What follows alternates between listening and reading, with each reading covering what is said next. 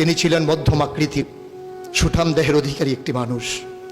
তার চুলগুলো ছিল ঘাড় পর্যন্ত প্রলম্বিত, হালকা হালকা কোঁকড়ানো। তিনি যখন চুলের ভিতরে তৈল দিয়ে আছড়াতেন মনে হতো মৃদুমন্দ ঢেউ দেখা যায়। তার কপাল ছিল চওড়া, ভ্রুগুলো ছিল জোড়া ভ্রু, ধনুকের মতো বাঁকা। চোখের পাতাগুলো ছিল ফুটন্ত গোলাপি রঙের এক একটি পাপড়ির মতো। তিনি কখনো বা যখন চোখের পলক ফেলতেন মনে হতো মৃদুমন্দ বাতাসে গোলাপ পাপড়ি যেন দোল খাচ্ছে। তার চোখের সাদা অংশ ছিল রক্তিমাভ সাদা, কালো অংশ ছিল কৃষ্ণ কালো। তার নাকটা ছিল খাড়া, নাকের ছিদ্রগুলো ছিল ছোট ছোট, নাকের নিচে ছিল সরু চিকন গোঁফ, গোপের নিচেই সেই গোলাপি রঙের ঠোঁট। তার ঠোঁটগুলো যখন কখনো বা মুচকে হাসত, গোটা পৃথিবীর মানুষ অবাক বিস্ময়ে দেখত গোটা পৃথিবীতে যেন বিজলি চমকিয়েছে। তিনি কখনো বা যখন এই রাস্তা দিয়ে হেঁটে যেতেন, 1 মাস পরেও কখনো যখন সাহাবা হাঁটতেন, তার গায়ের জান্নাতি গন্ধ তারা পেতেন। মায়েরা উম্মাহাতুল মুমিনিন যারা, তারা নবীর যখন কখনো এই ঘামে ভেজা শরীর নিয়ে ঘরে ঢুকতেন, কপালের ভিতরে মুক্তোর দানার মতো ঘামগুলো যখন জমে থাকতো, মায়েরা ছোট্ট শিশি খুঁজে সেই ঘামগুলো শিশিতে ভরে জমা রেখে দিতেন, কখনো বা ঈদে কোনো অনুষ্ঠানে যেন আতর হিসেবে ব্যবহার করতে পারেন। এই সুরত ধারণ করা কোনো মানুষের সাধ্যর বাইরে। কখনোই কোনো মানুষ এই সুরত ধারণ করতে পারবে না চেষ্টা করলেই। কিন্তু তার সিরত যেটা অনুকরণীয়, অনুপম আদর্শ। তিনি এসেছিলেন এই জন্যে, ওয়ামা আরসালনাকা ইল্লা রাহমাতাল লিল আলামিন। তিনি ছিলেন রহমত গোটা ধরনের জন্যে।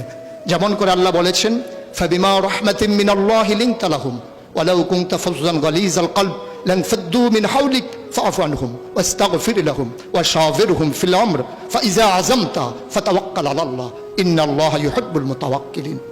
তিনি এসেছিলেন তেমন করে। কেন তাকে পাঠানো হয়েছিল? আল্লাহ নিজেই বলেছেন, লাকাদ কানা লাকুম ফি রাসূলিল্লাহি উসওয়াতুন হাসানাহ।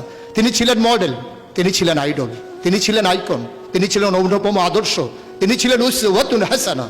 তিনি গোটা মানব জাতির জন্য সকাল থেকে সন্ধ্যা, রান্নাঘর থেকে সংসদ ভবন, তার জীবনের ব্যক্তি জীবন, পারিবারিক জীবন, সমাজ জীবন, রাষ্ট্রীয় জীবন, অর্থনৈতিক জীবন, ইন্টারন্যাশনাল রিলেশন, সকল ক্ষেত্রে তিনি ছিলেন আদর্শ, তিনি ছিলেন মডেল, তিনি ছিলেন আইকন। একবিংশ শতাব্দীর সূচনা লগ্নে দাঁড়িয়ে গোটা পৃথিবী যখন ঝঞ্ঝা বিক্ষুব্ধ, গোটা পৃথিবীর মানবতা যখন আজকে ভুলণ্ঠিত, আজকে শুধু মুসলিম নয়, গোটা মানুষ যখন আজকে অপর মানুষের ভোটের নিচে পিষ্ট হচ্ছে তার জীবন, মানুষগুলো যখন আজকে রক্তে রঞ্জিত হচ্ছে তার গোটা দেহ, সেই ফিলিস্তিনের দুধু মরুভূমি আজকে যখন আমার কিশোর ভাইয়ের রক্তে রঞ্জিত, সেই ঝিলাম নদীর পানি আজকে যখন স্বচ্ছ স্ফটিকের মতো আর নেই, কাশ্মীরের ভাইয়ের রক্তে যখন রঞ্জিত, পার্শ্ববর্তী আরাকানের মুসলমানেরা আজকে উখিয়ার সেই টেকনাফের তাঁবুর নিচে তারা যখন মানবেতর জীবনযাপন করছে, আজকে বারবার মনে পড়ে সেই নবীজির কথা।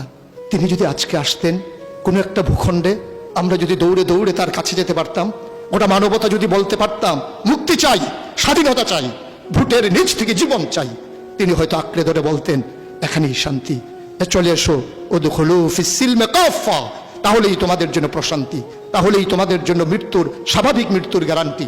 কখনোই আর ঝঞ্ঝা বিক্ষুব্ধ পৃথিবীতে তোমাদেরকে বুক পেতে দিতে হবে না বুলেটের সামনে। যদি এমন হতো, আমাদের কথাগুলো হতো কোরআনের কথার মতো, ওয়ামান আহসানু কাওলাম মিম্মান দাআ ইলাল্লাহ ওয়া আমিলা সালিহান ওয়া ক্বালা ইন্নানী মিনাল মুসলিমিন। আমাদের তাগিদ জুতে হতো এমন, উদখুলু ফিস সিলমি কাফা, ইসলামে পরিপূর্ণভাবে চলে আসো।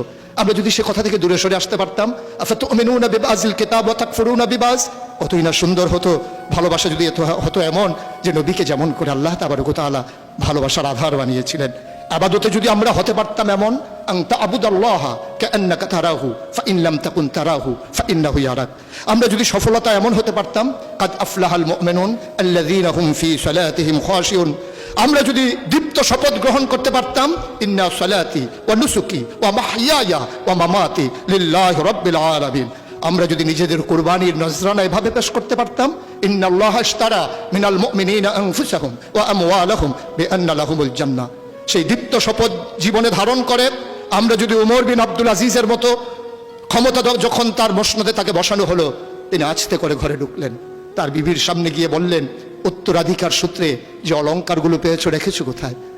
অলংকারগুলো কাঠের বাক্সে ভরে যখন তার সামনে এনে দেওয়া হলো, বলছিল এর ভিতরে আমি রক্তের গন্ধ পাই, এর ভিতরে আমি বাতিলের গন্ধ পাই।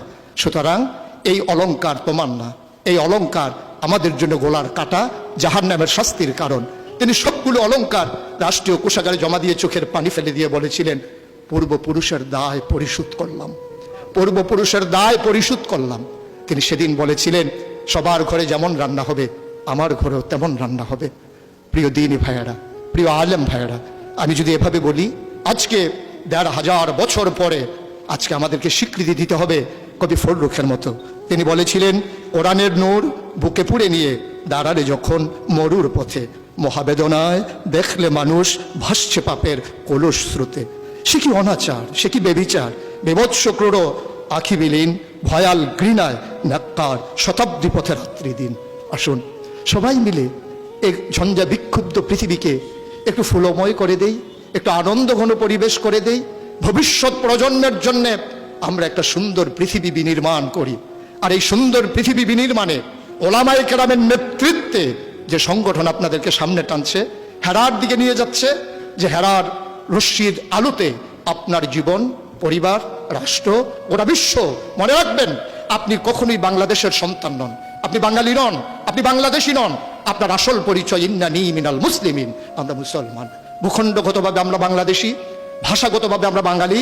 আর আমার আসল পরিচয়, আমি যেখানেই থাকি আমার আল্লাহ এক, আমার কোরআন এক, আমার ক্যাবলা এক, আমার কাবা এক, আমার নবী মুহাম্মদ রাসূলুল্লাহ সাল্লাল্লাহু আলাইহি ওয়াসাল্লাম।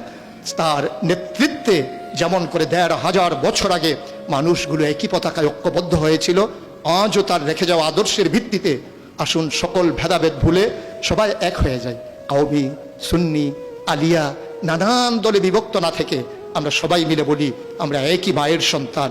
সেই মা যদি হয় হাওয়া, সেই মা যদি হয় ইব্রাহিমের স্ত্রী, আমাদের জন্য যারা মা, তাহলেই আমরা মনে করি আমরা একীভূত হওয়া সম্ভব।